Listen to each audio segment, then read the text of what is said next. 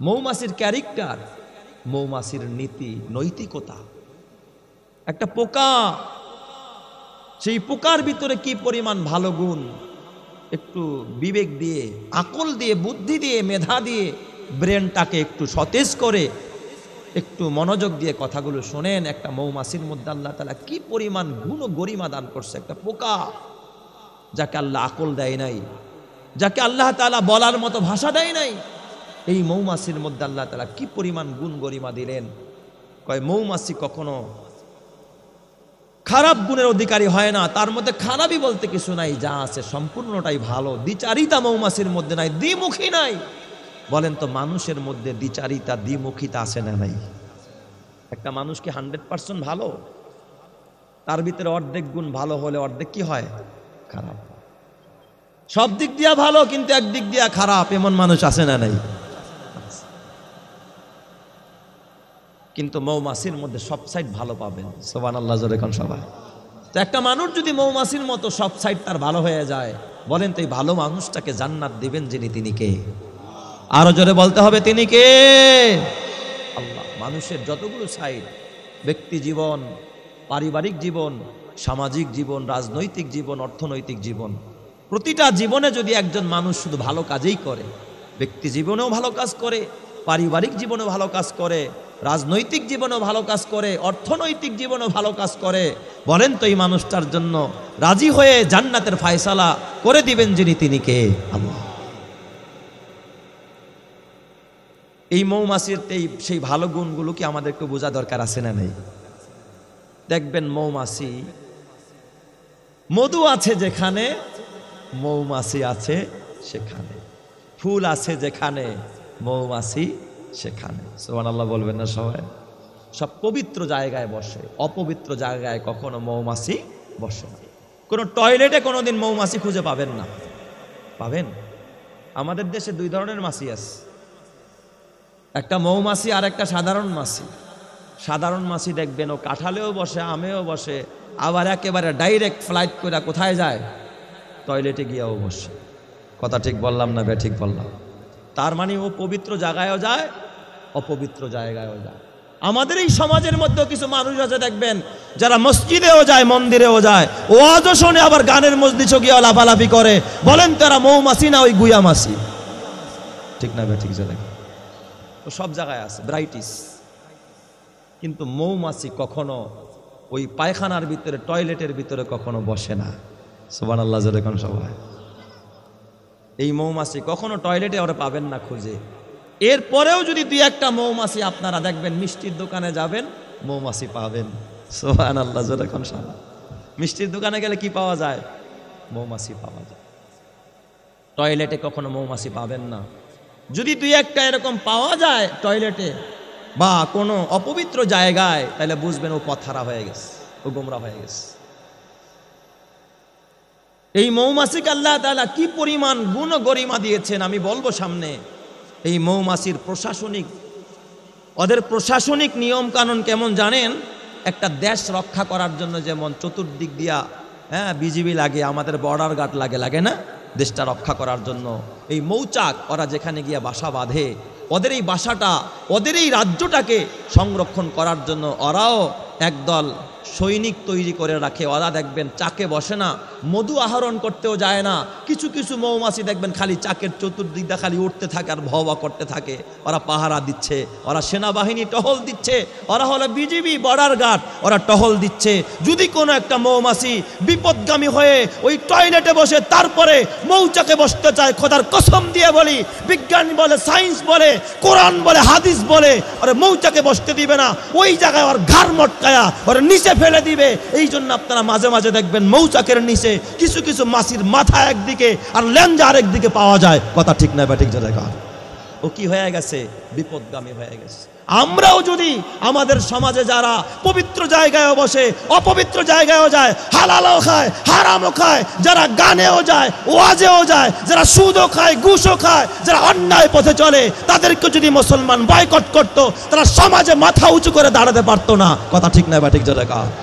Boycott করার দরকার আছে না নাই? সব সোজা হয়ে যেত, সব মানুষ কি হয়ে যেত বলেন? সোজা হয়ে যেত।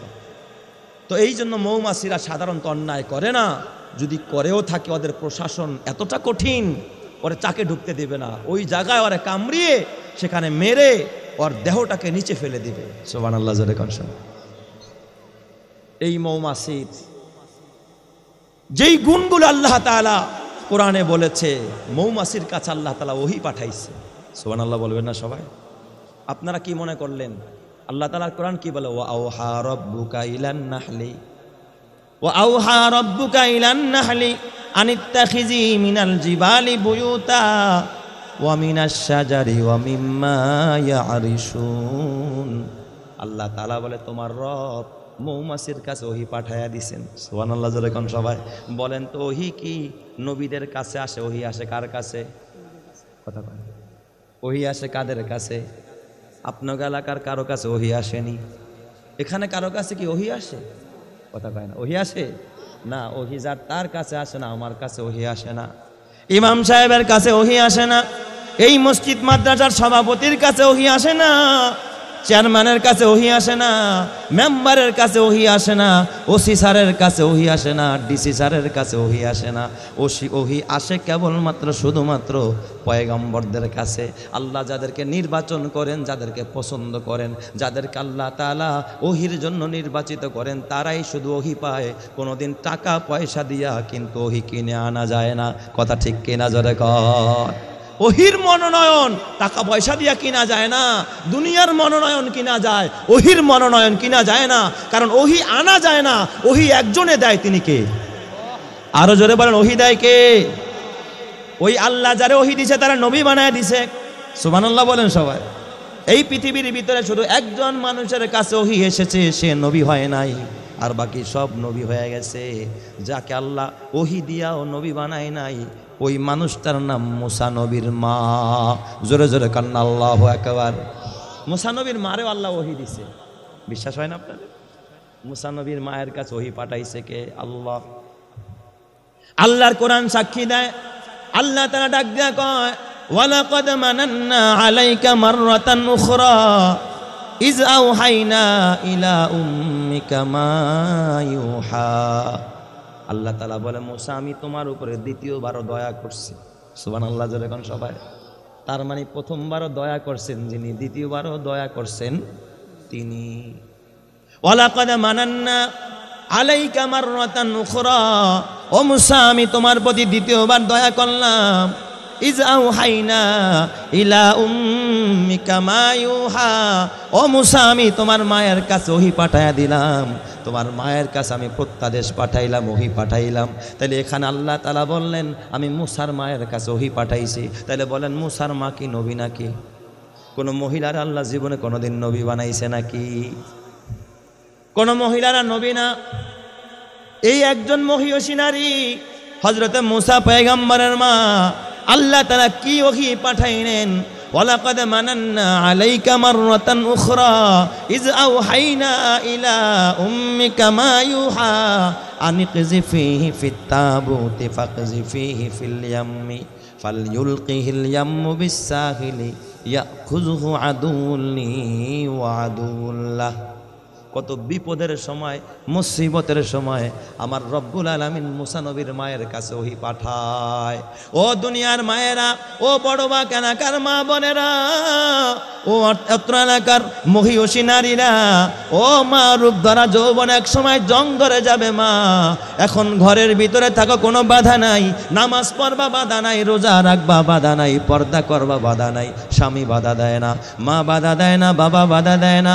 ও মা, একটা সময় নারীরা দিন পালন করতে পারতো না, ধর্ম পালন করতে পারতো না, সন্তান ভূমিষ্ঠ করতে পারতো না।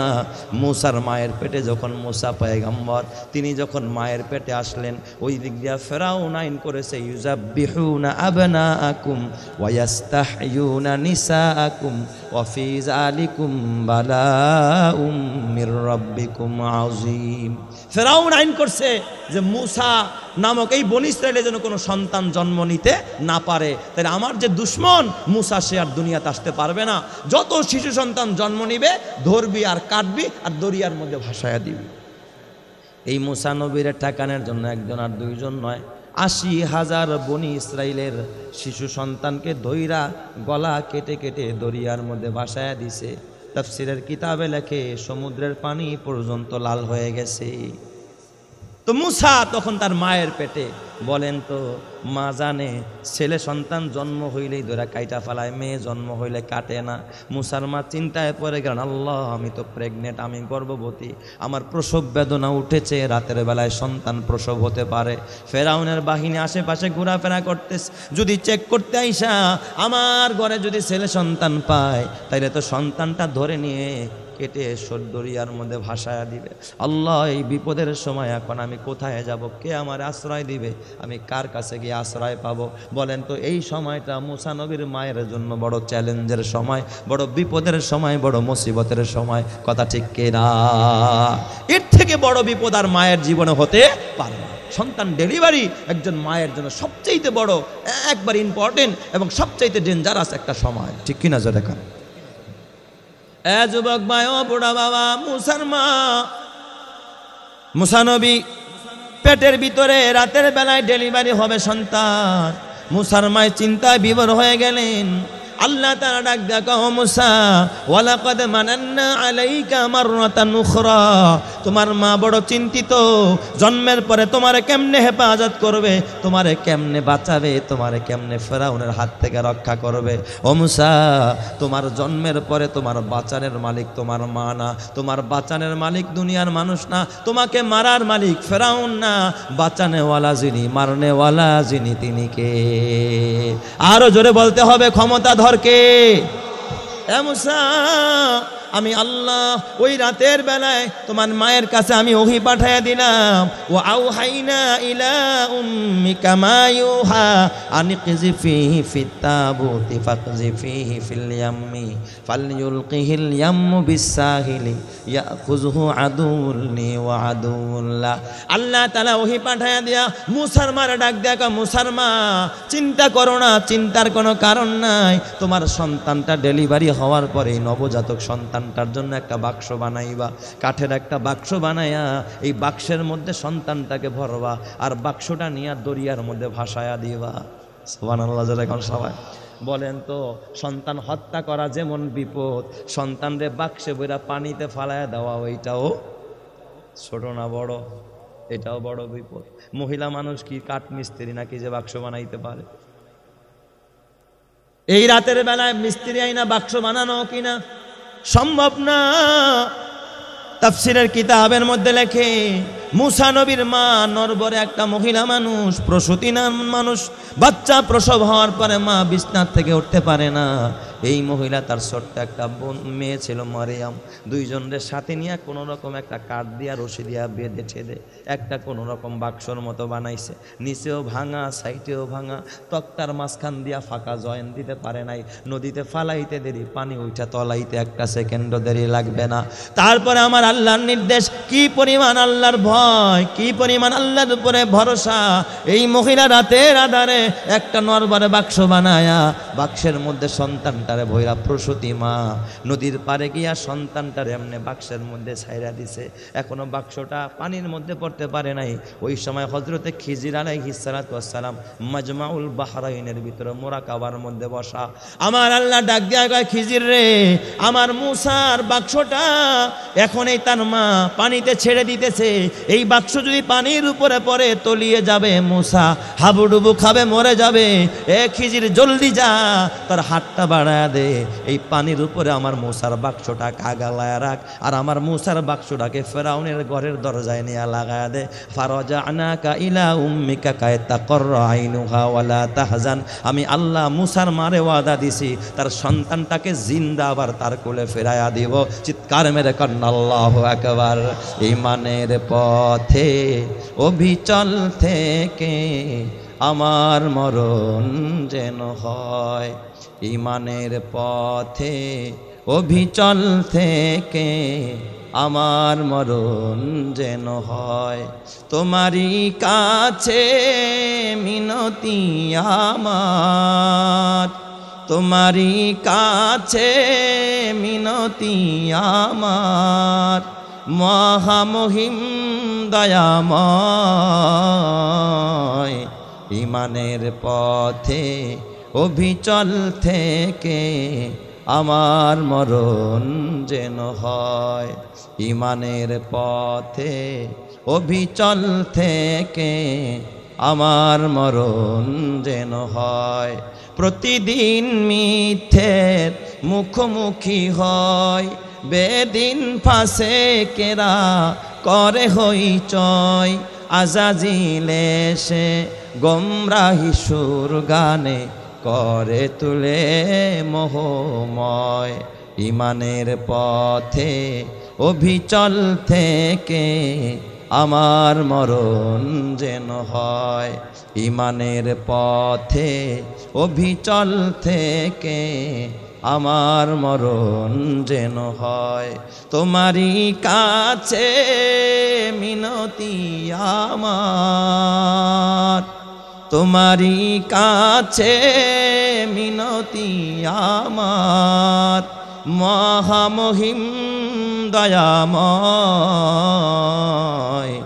ইমানের পথে অবিচল থেকে আমার মরণ যেন হয়। ইমানের পথে অবিচল থেকে আমার মরণ যেন হয়। তোমারই কাছে মিনতি আমার, তোমারই কাছে মিনতি আমার, মহামহিম দয়াময়। ইমানের পথে অবিচল থেকে আমার মরণ যেন হয়। চিল্লা বলি সবাই আমিন, আরো জোরে বলি আমিন। তাইলে মুসার মায়ের কাছে ওহি পাঠাইছেন যিনি, তিনি কে? আল্লাহ। কিন্তু মুসার মা কি নবী নাকি? কিন্তু দামি মহিলা। কি মহিলা? দামি মহিলা। আল্লাহ যার তার কাছে ওহি পাঠায় না, যার তার কাছে ওহি পাঠায়। কথা বল, আল্লাহ যার তার কাছে ওহি পাঠায় না।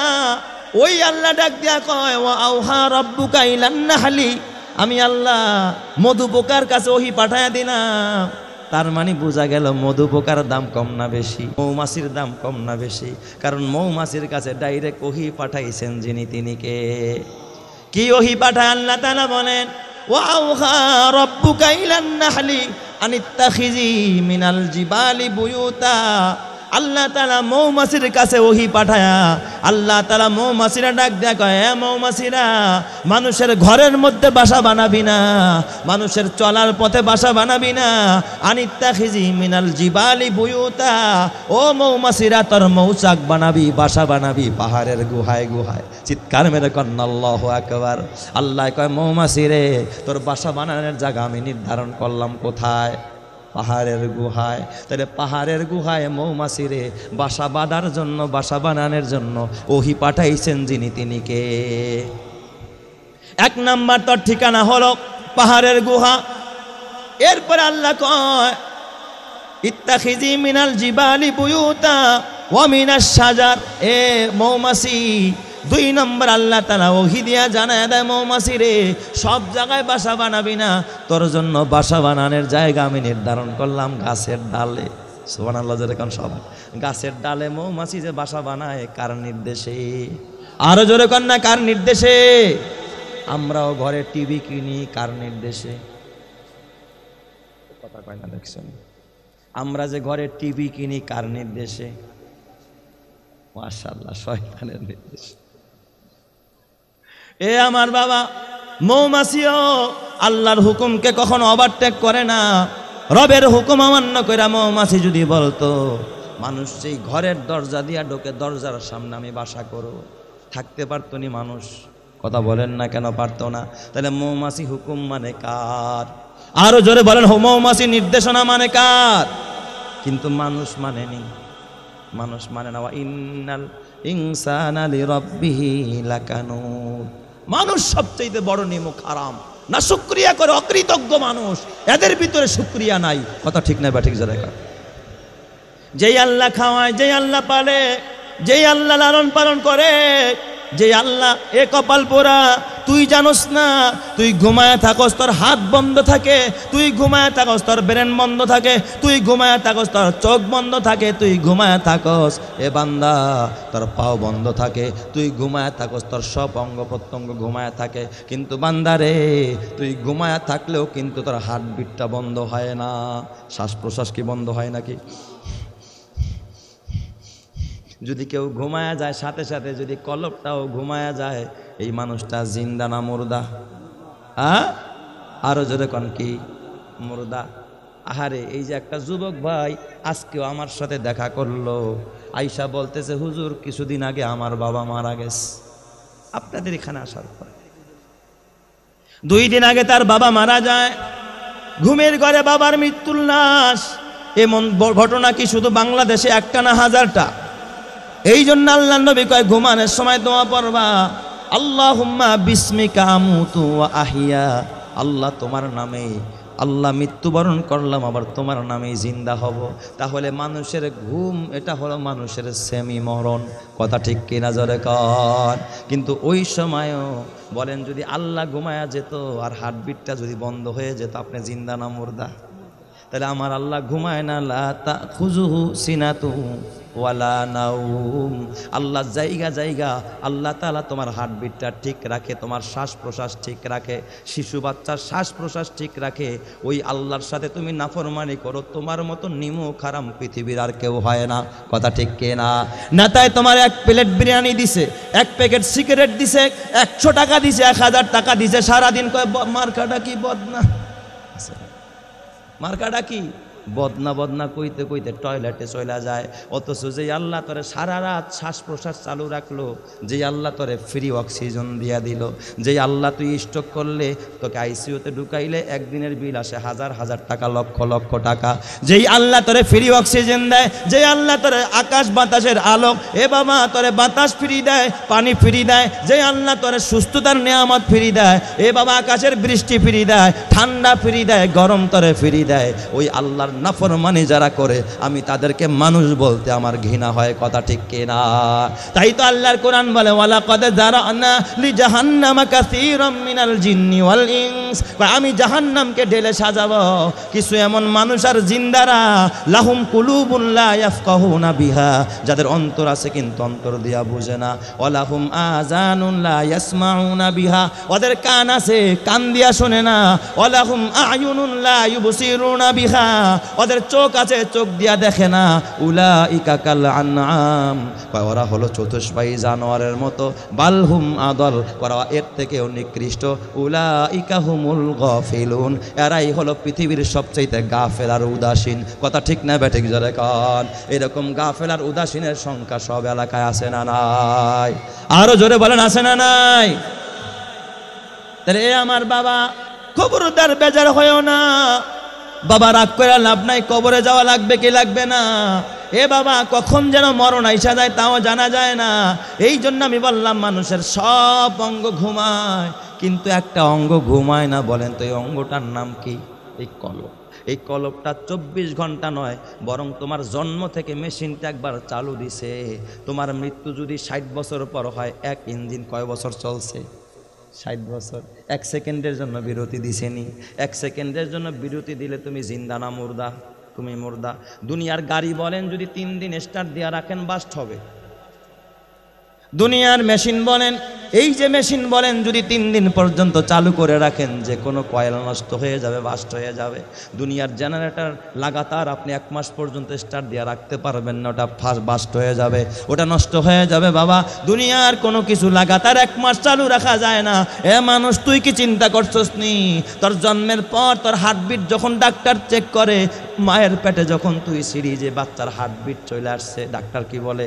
6 মাসের পরে, 3 মাসের পরে, 4 মাসের পরে চেক আপ করে বাচ্চার হার্টবিটটা ভালো আছে, তার মানে হার্টবিটটা চালু হয়েছে। ওই মায়ের পেটে থাকা অবস্থায় তোর হার্টবিটটা চালু হয়েছে, কবরে যাওয়ার আগ পর্যন্ত তোর হার্টবিট চালু হয়। একবার ইঞ্জিন চালু দিয়া দিছে, এই ইঞ্জিন আর 70 বছর 80 বছরের মধ্যে বন্ধ হয় নাই। এই ইঞ্জিনে তেল দিলি না, এই ইঞ্জিনে খোরাক দিলি না, এই ইঞ্জিনে কোনো মোবিল দিলি না, গিয়ার অয়েল দিলি না, ব্রেক অয়েল দিলি না, লুব্রিকেন্ট দিলি না, গ্যাস দিলি না, তেল দিলি না, এই এই ইঞ্জিনটাকে যিনি চালায় বলেন তো তিনি কে? আরো জোরে বলতে হবে, ইঞ্জিনের পরিচালক কে? এ কপাল পোড়া, তারপরে যদি ওই মালিকরে ভুলে যাস তাহলে তোর মতো নিমুখ হারাম এই জমিনে আর কেউ হতে পারে না। আল্লাহ আমার সব ভাইকে বুঝার তৌফিক দান করো, জোরে কান আমিন। আরো জোরে বলেন আমিন। লা ইলাহা ইল্লাল্লাহ, জোরে লা ইলাহা ইল্লাল্লাহ, লা ইলাহা ইল্লাল্লাহ, জোরে লা ইলাহা ইল্লাল্লাহ। हर रंग में तू, हर बू में तू, हर जा में तू, हर दम। हर रंग में तू, हर बू में तू, हर जा में तू, हर दम। देखता हो जे दर चाहता हो अब की रहम करम। देखता हो जे दर चाहता हो अब की रहम करम। तलवारे बाकाट हो के निकल मैदाने आसिर। तलवारे बाकाट हो के निकल मैदाने आसिर। दुश्मन की मुकाबिल तू लगा नाराए तकबीर। दुश्मन की मुकाबिल तू लगा नाराए तकबीर। ला इलाहा इल्लल्लाह, जोरे ला इलाहा।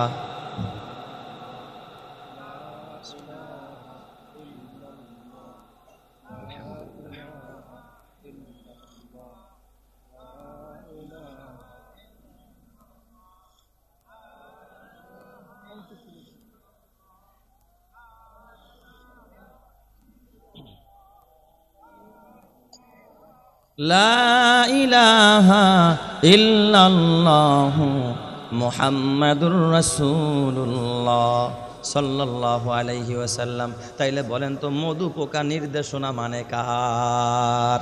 আল্লাহর। আল্লাহ এমনি এমনি মধু পোকার নামে সূরা নাজিল করে না।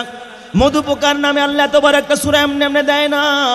আল্লাহ তাআলা বলে আমি মধু পোকারে ওহী দিলাম, মধু পোকারে ওহী দিয়া জানায়া দিলাম আনিত্তাখিজি মিনাল জিবালি বুয়ুতা, পাহাড়ে ঘর বানাবি, পাহাড়ে মৌচাক বানাবি, লোকালয়ে বানাবি না, মানুষরে ডিস্টার্ব করবি না। ওয়ামিনাস সাজারি, এবং গাছের ডালে ডালে মধু পোকা তোরা চাক বানাবি। বলেন তো মধু পোকা গাছের ডালে বাসা বাঁধে কি বাঁধে না? এরপর আল্লাহ জানাই দিলেন ওয়ামিম্মা ইয়ারিসুন, এবং মানুষ যে চাল বাঁধে, মানুষ যে উষা উষা যে সমস্ত স্থাপনা তৈরি করে, ওই চালের বিভিন্ন আগায় আগায় মাথায় মাথায় যেখানে মানুষের মাথাও বাজে না, ওই জায়গায় কেউ যায় না। বলেন তো ওই জায়গায় মধু পোকাকে বাসা বানানোর নির্দেশ দিলেন যিনি, তিনি কে? বলেন তো মধু পোকা আল্লাহর হুকুম মানে কি মানে না?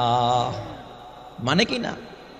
এ আমার বাবা, এরপর আল্লাহ তাআলা এই মধু পোকার আবার জানায়া দিলেন, মৌমাছিরা জানায়া দিলেন সুম্মা কুলি মিন কুল্লি সামারাত। এ মধু পোকা তুই কি খাবি জানোস নি? তার খাওয়ার জায়গা, তার খাবারের বাগানটা আমি আল্লাহ দেখায় দিলাম। সুম্মা কুলি মিন কুল্লি সামারাত, বিভিন্ন ফল মূলের বাগানে যাবি, ফুলের মধু আহরণ করবি, মালিকের ফসল নষ্ট হবে না। কসম আল্লাহর, যেই ফুলের বাগানে মধু পোকা বেশি পড়ে ওই ফুলের বাগানে ফসলে বরকত তত বেশি হয়। সুবহানাল্লাহ। একজন বিশিষ্ট বিজ্ঞানী বলেছে কারণ হলো বাবা, এ বাবা দেখবেন তাবির করা লাগে, পুরুষ আর নারীর ফুলের সাথে যদি মিশ্রণ হয়, সংমিশ্রণ হয়, তখন তার ফলনটা ভালো হয়। মধু পোকা দেখবেন, মৌমাছি দেখবেন, এই ফুলে কিছুক্ষণ, ওই ফুলে কিছুক্ষণ, ওখান থেকে মধু নাই, এখান থেকে মধু নাই, এই জায়গাটা ওই জায়গায় যায়, ওই জায়গাটা এই জায়গায় যায়, তাবির হয়ে যায়। এক জায়গার মধু যখন আরেক জায়গায় যায়, এটা কেমন যেন নারী পুরুষের মাঝে একটা মিলন হয়ে যায়, এর দ্বারা ফসলের বরকত হয়ে যায়। আর যেই সমস্ত ফসলের ক্ষেত্রে মধু পোকা থাকে না, ওই সমস্ত ফসলগুলো বেশিরভাগই নষ্ট হয়ে যায়। তাহলে মধু পোকা আপনার আমার জন্য উপকারী না অপকারী? সুবহানাল্লাহ, জোরে গান সবাই। সুম্মা কুলি মিন কুল্লি সামারাত, এ মধু পোকা তারপরে তুই কি করবি? সব ফলমূল থেকে মধু আহরণ করবি। এরপর আল্লাহ তাআলা বলে ফাসলুকি সুবুলা রব্বিকি জুলুলা, এ মধু পোকা তোর চলার জন্য আমি আল্লাহ যেই রাস্তাটা তোর ভালো হয় ওই রাস্তা দিয়েই তুই চলবি। খবরদার, লোকালয়ে কিন্তু বেশি একটা যাবি না। এই জন্য ফুল আছে যেখানে মধু পোকা সেখানে, মিষ্টির দোকান যেখানে মধু পোকা সেখানে, আর পায়খানা আছে যেখানে মাছি আছে। কথা কয় না কাসব? একটা হলো মৌমাছি আর একটা হলো মাছি।